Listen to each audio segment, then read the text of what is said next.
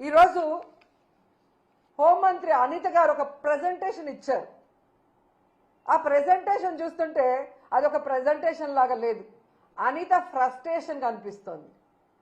ఆమె ఏదైతే వీడియోలు చూపించిందో అవన్నీ చంద్రబాబు నాయుడు కూటమి ప్రభుత్వం తయారు చేయించిన ఫేక్ వీడియోస్ని ఏ విధంగా ఆమె ప్రజెంట్ చేసిందో మనం అందరం కూడా గమనించగలిగాం. ఎందుకంటే ఆడవాళ్ల భద్రత గురించి, బాలికల మీద జరిగే హత్యల గురించి, అలాగే మహిళల మీద జరిగే అఘాయిత్యాల్ని ఆపడం గురించి ఆవిడ ఏ రోజు మీటింగ్లు పెట్టలేదు, ఏ రోజు పవర్ పాయింట్ ప్రెజెంటేషన్లు ఇవ్వలేదు.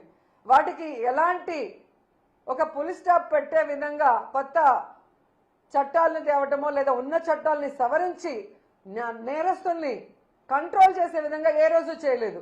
కేవలం చంద్రబాబు నాయుడు ఇచ్చే ఫేక్ వీడియోల్ని ప్రజెంట్ చేస్తూ జగన్మోహన్ రెడ్డి గారిని తిట్టడానికే ఆమె ముందుకొచ్చిందనేది ఈ రాష్ట్ర ప్రజలు గమనిస్తూ ఉన్నారు. ఎందుకు ఇది నేను చెప్తున్నానంటే ఆమె ప్రజెంటేషన్ చేసిన స్టైల్ చూస్తేనే మీకు అర్థమవుతుంది. ఈరోజు దాంట్లో ఒకటి మనం గమనించవచ్చు.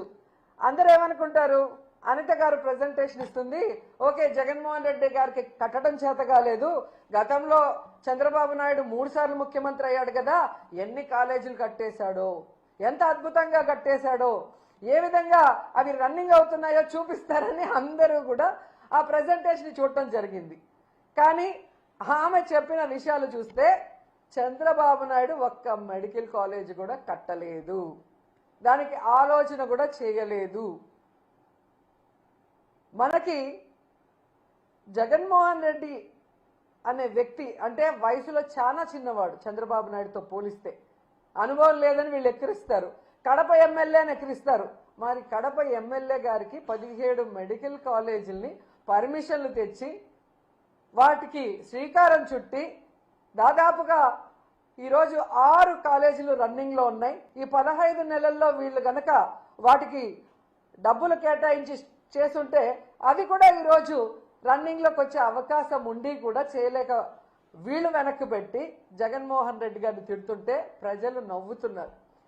ఒక అనుభవం లేని మొదటిసారి ముఖ్యమంత్రి అయిన జగన్మోహన్ రెడ్డి గారి వల్ల కట్టడం చేతనయ్యింది, విజనరీ ఉంది, సీనియారిటీ ఉంది అని చెప్పుకునే చంద్రబాబు నాయుడు వల్ల 4 సార్లు ముఖ్యమంత్రి అయి కూడా ఒక మెడికల్ కాలేజ్ ఎందుకు కట్టలేకపోయారని ఈరోజు ప్రజలు ప్రశ్నిస్తున్నారు. దానికి సమాధానం చెప్పండి.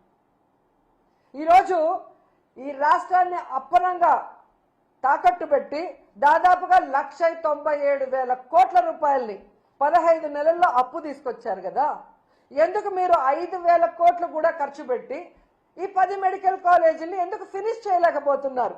ఆ డబ్బులు ఏమైనాయి అంటే సమాధానం లేదు. ఈరోజు ఎంత ఘోరం అంటే పీపీపీ అంటే ప్రైవేటీకరణ కాదు అని అనిత అంటుంది. మరి పీపీపీ అంటే ప్రైవేటీకరణ కాకపోతే రౌడీ షీట్లకు ఇచ్చే పెరోలా అని నేను అడుగుతున్నా. ఎందుకంటే పీపీపీ అంటే ప్రైవేటీకరణ అని అందరికీ తెలుసు. మరి ఈ పచ్చ నాయకులకి ఎందుకు తెలియట్లేదో నాకు చెప్పాల్సిన అవసరం ఉంది. ఈరోజు పీపీపీ కానప్పుడు డబ్బులు లేక ప్రైవేటు వాళ్ళకి అప్పగిస్తున్నామని జీవో ఎందుకు ఇచ్చారు? మరి ఆ జీవోని రద్దు చేయండి. మీరు చెప్పినట్లుగా పీపీపీ అంటే ప్రైవేటీకరణ కాదు అని మీరు అన్నది నిజమైతే, డబ్బులు లేక ఈరోజు ప్రైవేటు వాళ్ళకి దీన్ని ఇస్తున్నామని జీవో ఇచ్చారు కదా, అది వెంటనే రద్దు చేసి ప్రభుత్వమే ఆ కాలేజీల్ని పూర్తి చేయాలని కూడా వైఎస్ఆర్సీపీ నుంచి మేము డిమాండ్ చేస్తున్నాం. అండ్ ఈరోజు మీరు చూస్తే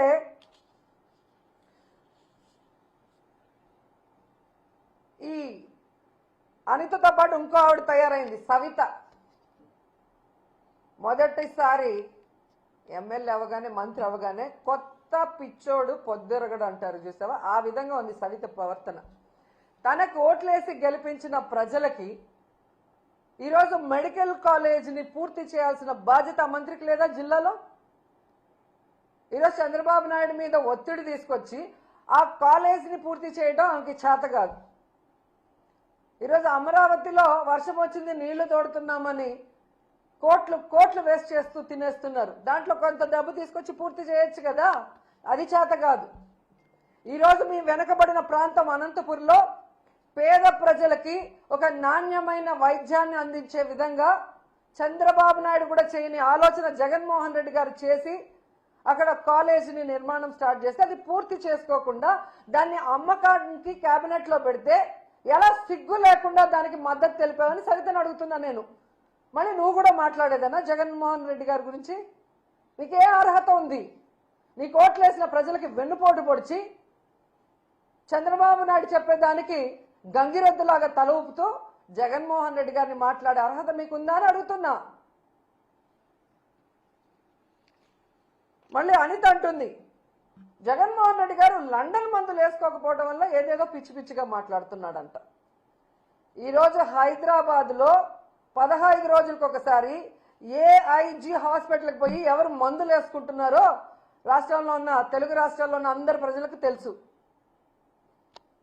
అబద్ధాలు కల్లార్పకుండా ఎలా చెప్పాలో అనేదానికి మందును కనిపెట్టి చంద్రబాబు నాయుడు మీ అందరికీ ఆ మందు ఇస్తున్నాడు కాబట్టే ఈరోజు మీ అందరూ కల్లార్పకుండా అబద్ధాలు చెప్తున్నారు తప్ప ఈరోజు మీకు దమ్ముంటే నేను వస్తాను, రండి.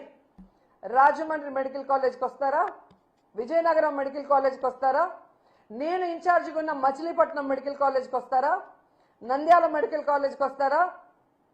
మీ పక్కనే ఉంది కదా, వైజాగ్లో ఉంటావు కదా, పాడేరు, ఆ మెడికల్ కాలేజ్కి వస్తావా? మెడికల్ కాలేజీలు అంటే ఎలా ఉంటాయి, ఎలా కట్టాలి, అక్కడ చదువుకుంటున్న మెడికల్ స్టూడెంట్స్ ఎవరెవరు అనేది డీటెయిల్గా మీకు చూపిస్తాను. దమ్ముంటే ఎవడైనా రండి, తీసుకెళ్తాను. ఏదో పిచ్చి పిచ్చి వీడియోలు తయారు చేసి ఈ పిల్లలు చూస్తే వా అంటారా? ఆ పిల్ల నువ్వేమన్నా యాంకర్వా, హోమ్ మినిస్టర్వా? ఏదో షోలో యాంకరింగ్ చేసినట్టు యాంకర్ లాగా మాట్లాడుతున్నావు. పిల్లలు చూసి వావ్ అంటారా అని. జగన్మోహన్ రెడ్డి గారు ప్రజలకి మంచి చేశారు. మీలాగా ఈవీఎంలను మేనేజ్ చేసుకుని అధికారంలో రాలేదు. ప్రజలకి తాను ఏం చేస్తానో నమ్మకం కలిగించి అధికారంలోకి వచ్చారు. వచ్చిన తర్వాత ఇచ్చిన మేనిఫెస్టోని ఈ దేశంలో ఏ రాష్ట్రంలో ఏ ముఖ్యమంత్రి చేయనటువంటి విధంగా 99% చేసి మీకు ఇచ్చాడు. స్కూళ్ళు కానీ, హాస్పిటల్ కానీ, హార్బర్లు కానీ ఇలా చెప్పుకుంటూ పోతే జగన్మోహన్ రెడ్డి గారు ఎంత అభివృద్ధి చేశారో మీ అందరికీ కళ్ళారా చూశారు. అలాగే ఇచ్చిన వెల్ఫేర్ స్కీమ్స్ అవినీతి లేకుండా డైరెక్ట్గా ఎలా అకౌంట్లోకి పోయాయో అది కూడా మీరు కళ్ళారా చూశారు.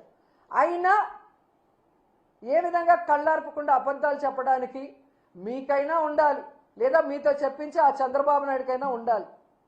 ఎందుకంటే ఆయన 4 సార్లు ముఖ్యమంత్రి అయినా ఏ రోజు ఇచ్చిన మేనిఫెస్టోని ప్రజలకు అందుబాటులోకి తీసుకురాడు. ఎవరైనా మాట్లాడితే వాళ్ళకి నాలుక మందం అంటాడు. ఎవరైనా మాట్లాడితే వాళ్ళ మీద తప్పుడు కేసులు పెడతాడు. ఎవరైనా మాట్లాడితే వాళ్ళ ఎమ్మెల్యేలు మంత్రులతో బూతులు మాట్లాడిస్తాడు. అంతే తప్ప ఆనాడు ఎన్టీఆర్ తీసుకొచ్చిన వాటినైనా ఈయన సక్రమంగా ముందుకు తీసుకెళ్లాడా? ఆనాడు రాజశేఖర రెడ్డి గారు తీసుకొచ్చినవైనా సక్రమంగా ముందుకు తీసుకెళ్లాడా? ఆనాడు జగన్మోహన్ రెడ్డి గారు తీసుకొచ్చినవన్నా ఈరోజు ఆయన సక్రమంగా తీసుకొస్తున్నారా? వాళ్ళు ప్రజల కోసం మంచి చేస్తే